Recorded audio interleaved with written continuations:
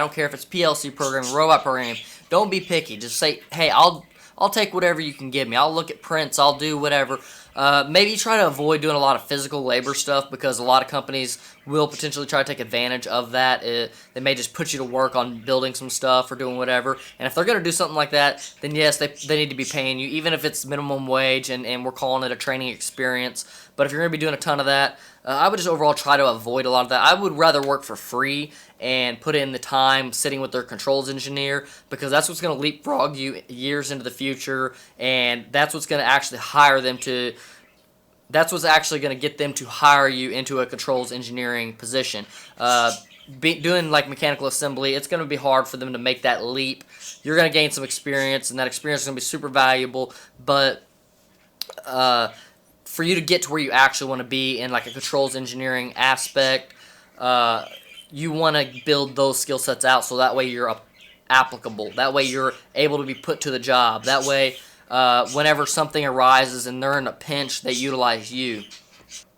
So I wouldn't be picky at all. I would just choose whatever it is that they have, a PLC, robot, some type of structured text, even if it's vision system setup.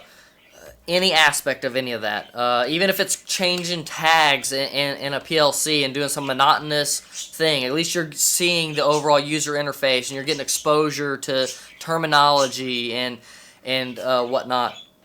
I'll tell you right now, one of the biggest things that is stopping people who are already employed, people who are already working with a systems integrator, from being in a controls engineering position is because they don't already have some type of controls engineering experience, because the employer doesn't feel like they can put you on some type of job.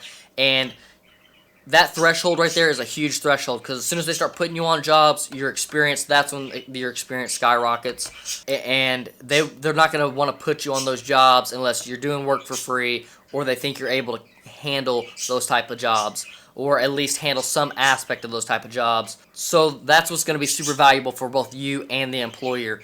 And whenever I'm telling you guys to do these things, I'm telling you because I know they're going to work. They're things that I have personally done. I've taken years of my life being like pretty well underpaid.